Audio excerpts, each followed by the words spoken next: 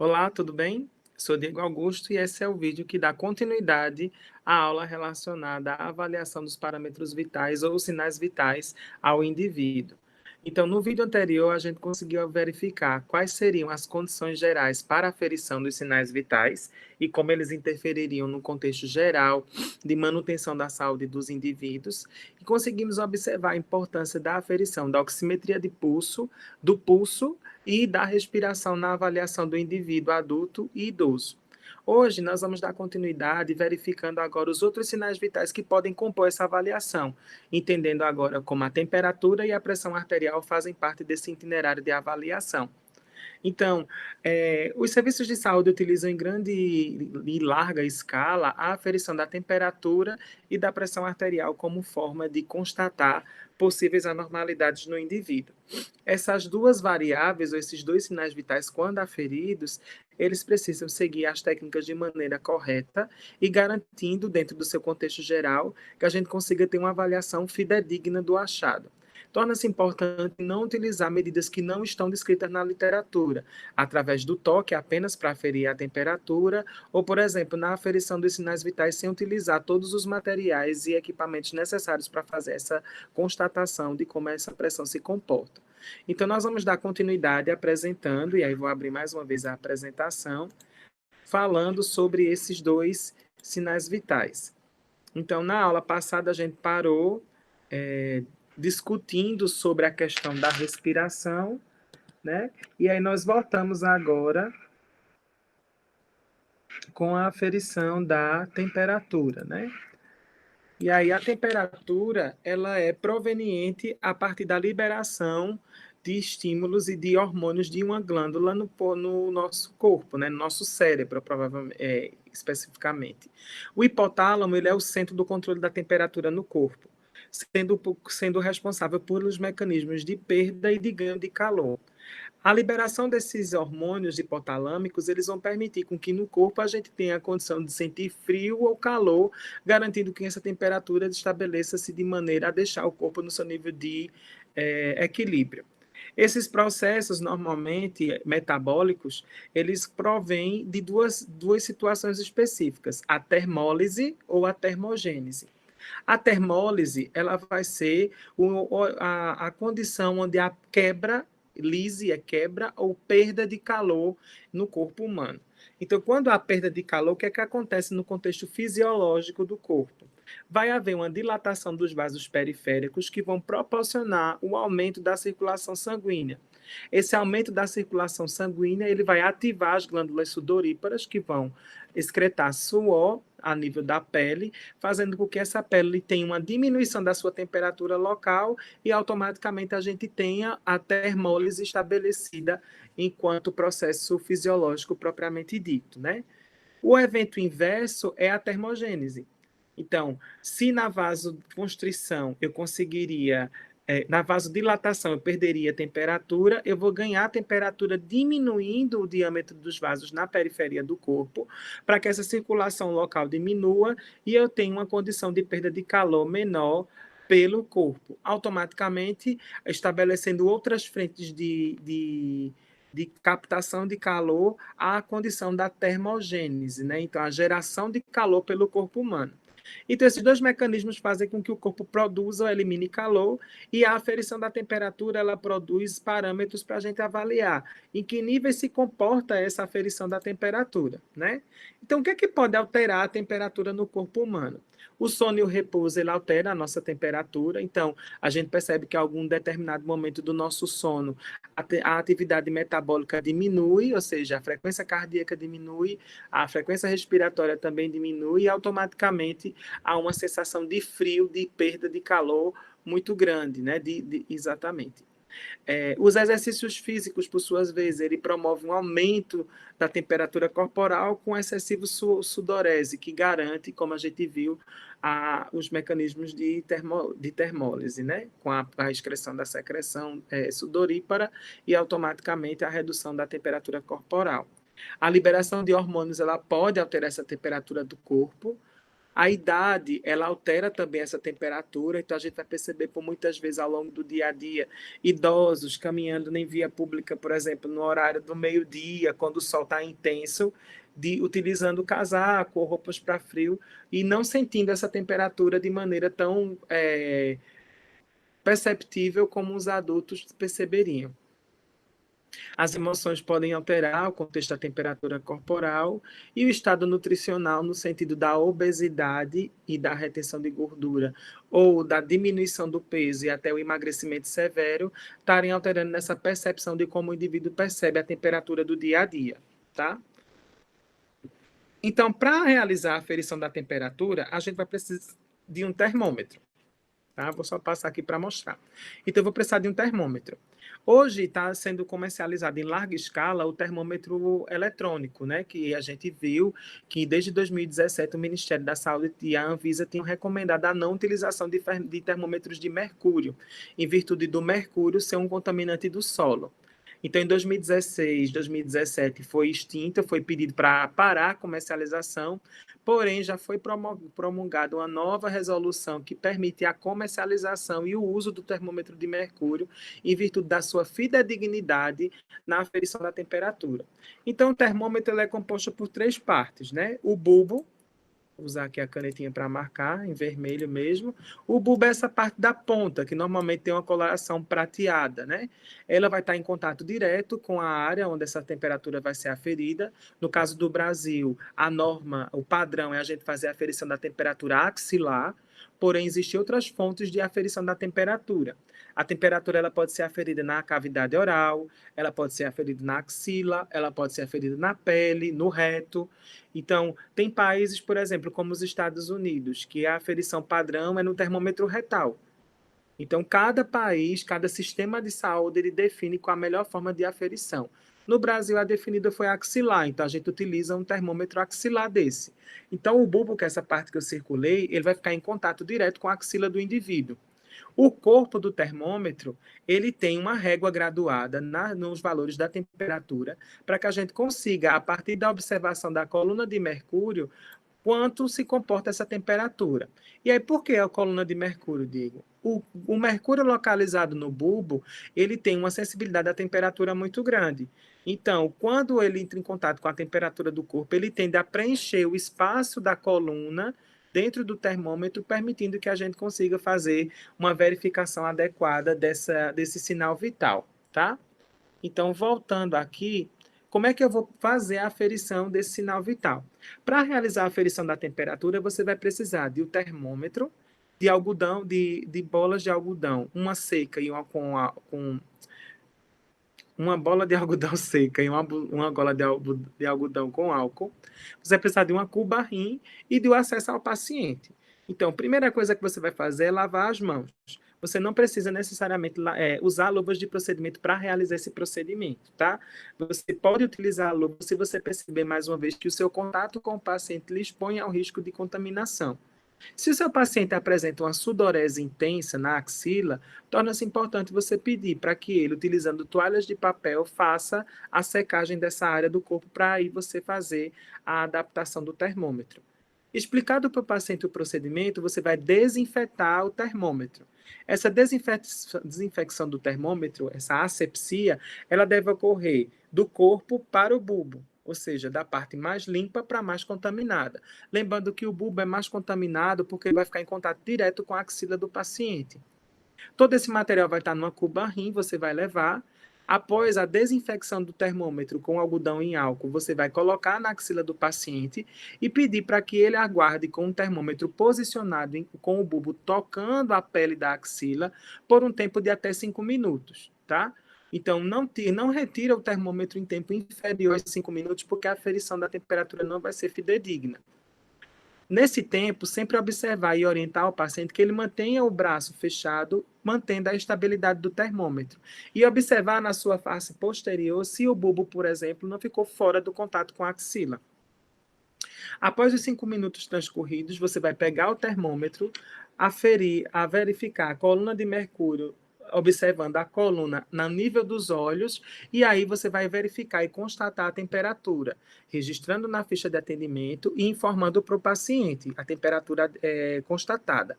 Feito isso, o algodão com álcool ele vai, mais uma vez, desinfetar do corpo para o bulbo e colocando o termômetro para a guarda novamente para que um novo procedimento de aferição seja feito, certo?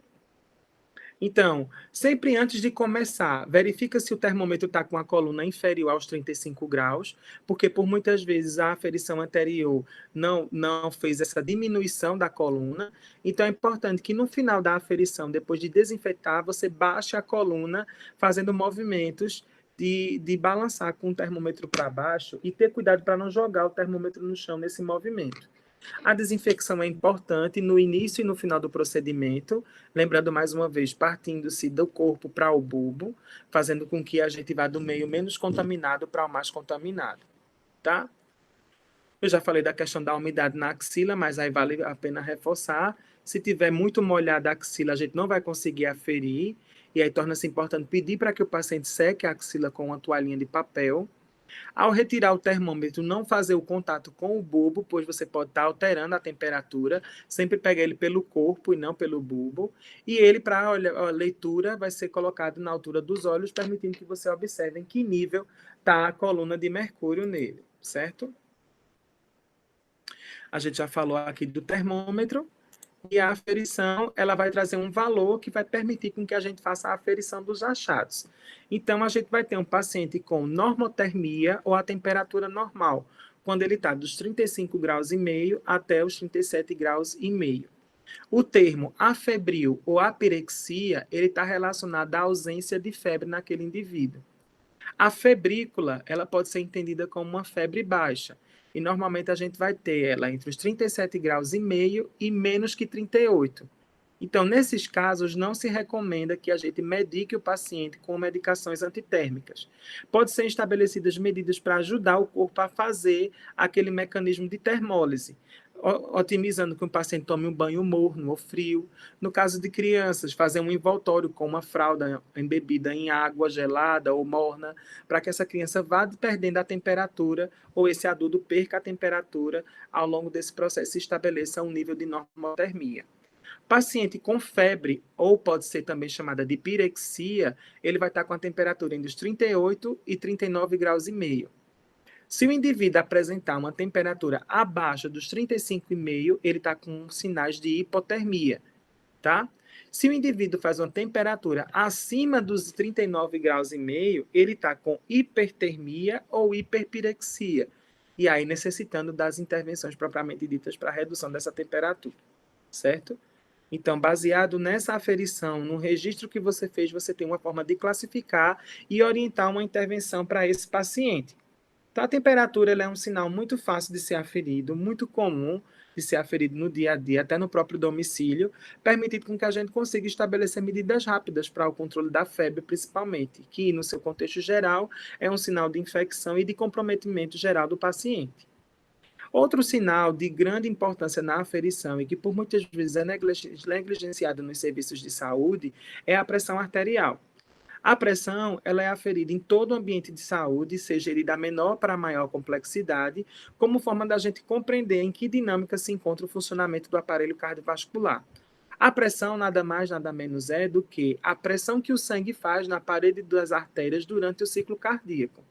Essa aferição, ela consegue garantir para a gente a constatação de uma força pressórica relacionada à atividade máxima, que é a sístole, e da mínima, que é a diástole. Ou seja, a sístole e a diástole vão estar produzindo a nível do aparelho cardiovascular uma condição de pressão dentro dos vasos que vão permitir com que a gente entenda se aquela pressão ela é fisiológica ou ela está se comportando de forma patológica. Então, para a gente compreender melhor o contexto da aferição da pressão arterial, torna-se bastante importante que a gente relembre um pouco do ciclo cardíaco na sua fisiologia, pensando basicamente em como acontece e se sucedem esses ciclos de movimentação do coração e da troca de sangue venoso por sangue arterial. Então, no contexto geral, vou estar usando aqui as canetas para fazer a marcação e a gente entender. Então, começando aqui pelo lado direito do coração, a gente tem o sangue desembocando dentro do átrio direito a partir da veia cava comum, que ela vem de uma veia cava superior e inferior, cada uma delas drenando o sangue das extremidades do corpo, seja da cabeça, da parte superior ou da parte inferior.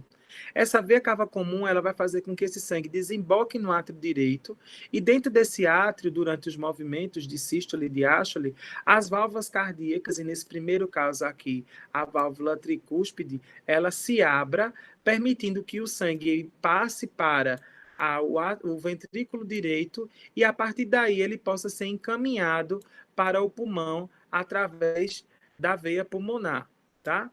Então, esse sangue ele segue para o coração, chegando no coração, e aqui está mostrando todo o circuito. Então, antes dele ser ejetado, há a abertura das válvulas semilunares, e aqui o sangue prossegue a nível pulmonar para garantir a sua oxigenação, certo? No retorno, após a oxigenação, o sangue é devolvido para o coração de forma arterial, desembocando no átrio esquerdo, e ao desembocar no átrio esquerdo, eu vou ter a válvula bicúspide ou mitral, que vai se abrir, permitindo que ele vá para o ventrículo esquerdo e seja ejetado através da artéria aorta, e aí ele possa desembocar em todas as áreas do corpo. No primeiro contexto, a gente teria a pequena circulação, coração-pulmão, e a segunda, que seria pulmão, coração e sistêmica, garantindo que todo o corpo receba o sangue arterial.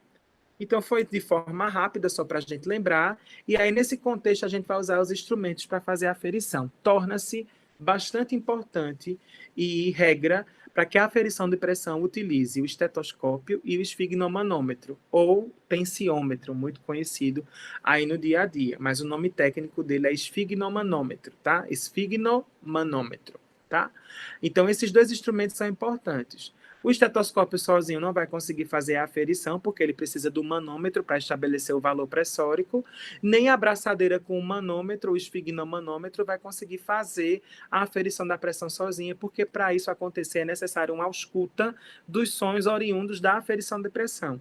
Então, não se faz ausculta de pressão arterial ou definição utilizando os dedos, indicador e médio, como se fosse a aferição do pulso, porque essa técnica está equivocada, tá? Pelo menos na literatura ela não está descrita enquanto técnica padrão.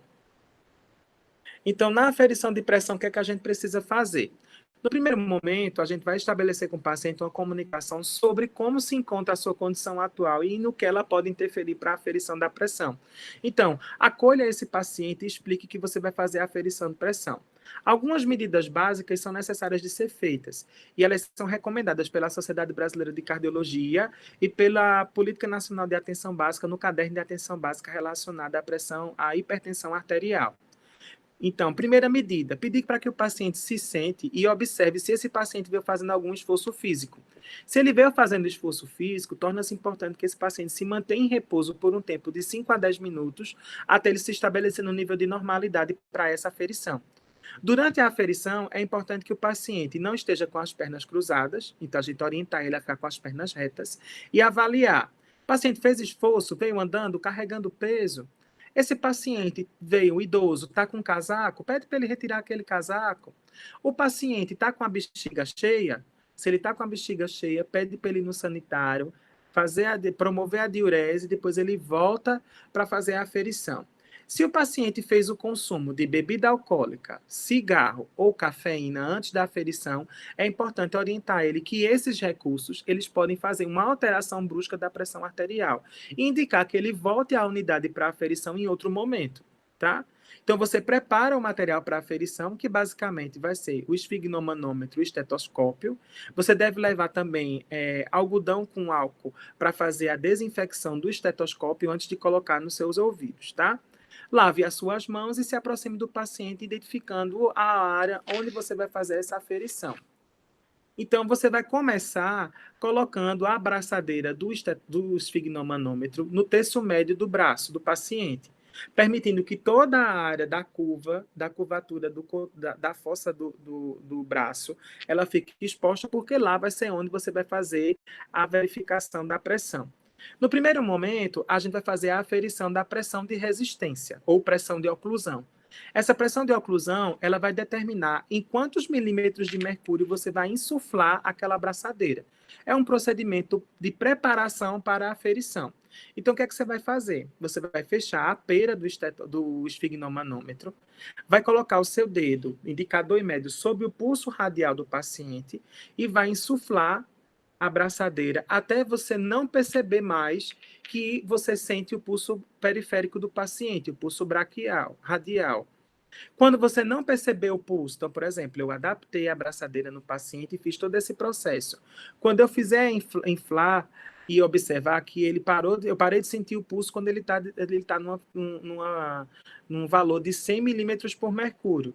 Então, eu vou somar nesse 100 de 20 a 30 milímetros de mercúrio e vou saber que aquele vai ser o limite onde eu vou encher aquela abraçadeira para poder fazer a aferição do sinal vital. Feito isso, eu vou esvaziar a abraçadeira e vou agora adaptar o estetoscópio no meu ouvido, palpar a área da artéria braquial.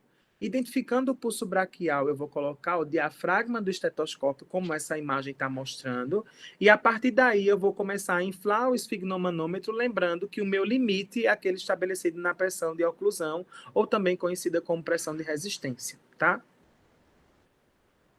Feito isso, eu fui no limite da oclusão definido, então fui lá nos 130 e vou começar a abrir a pera do esfigmomanômetro, como na imagem aqui a profissional está fazendo. Eu vou abrindo lentamente a pera e me atentando aos sons que eu vou estar ouvindo. O som de galope que vai ser observado, ele é um som fisiológico, que é o som que eu preciso escutar na pressão arterial, que é o som de Korotkoff. O som de Korotkoff é um som de galope, que ele vai se apresentar em intensidades maior e menor ao longo do processo da aferição.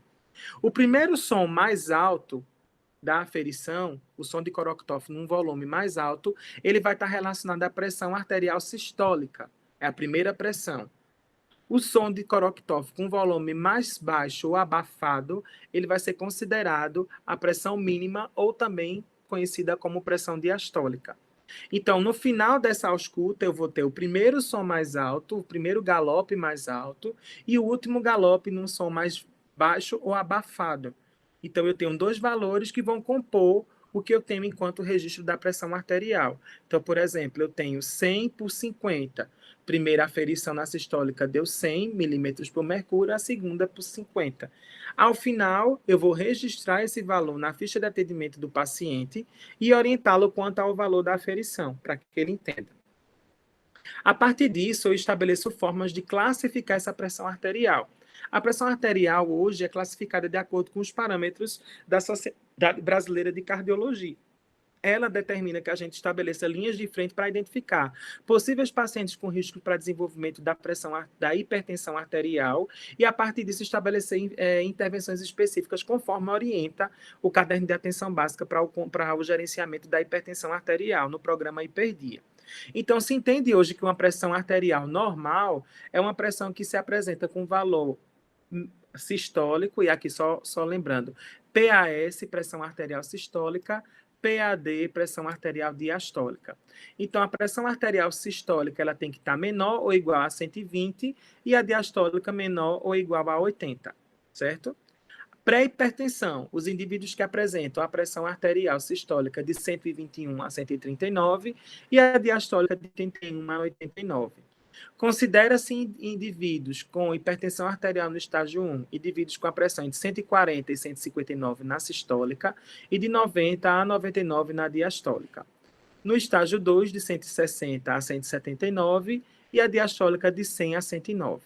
No estágio 3, a pressão arterial sistólica ela vai estar maior ou igual a 180 e a diastólica maior ou igual a 110. Obviamente que a aferição de uma pressão arterial isolada não determina a presença da hipertensão arterial.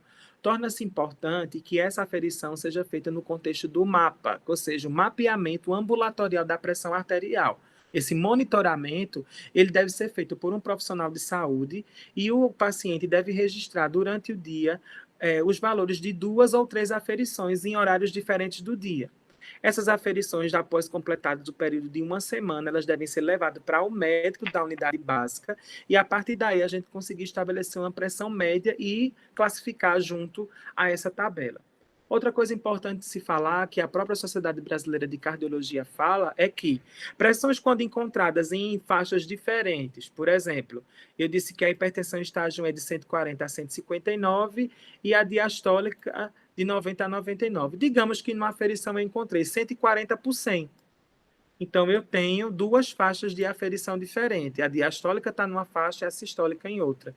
Considera-se, enquanto valor básico para determinar a faixa de classificação, a pressão sistólica. Então, no caso de um paciente que teria uma pressão 140 por 100, ou o famoso 14 por 10, ele teria uma hipertensão no estágio 1 em virtude da sua pressão arterial sistólica. Esse material eu vou deixar enviar para vocês também, para que vocês tenham acesso durante os estudos complementares, certo? Então, torna-se importante entender como se comporta esse processo de avaliação dos sinais vitais, para a partir daí você conseguir estabelecer frentes de composição de uma avaliação física completa, fidedigna e principalmente segura. Então, espero que eu tenha contribuído com vocês em relação ao conhecimento dessas técnicas. Obviamente que o conteúdo teórico ele se coloca de uma forma um pouco densa e que na prática e no laboratório a gente consegue estabelecer medidas de desmistificação e até de clareamento dessas ideias de uma forma mais tranquila. Eu peço que vocês leiam o material complementar como forma de aguçar esse entendimento, de aprofundar essas questões e que em breve a gente possa junto estabelecer medidas para poder sanar as dúvidas e até praticar de uma forma que deixe isso tudo mais claro. Obrigado por assistir esse vídeo até aqui, um abraço e logo, logo nós estaremos juntos, se Deus quiser. Tchau, tchau.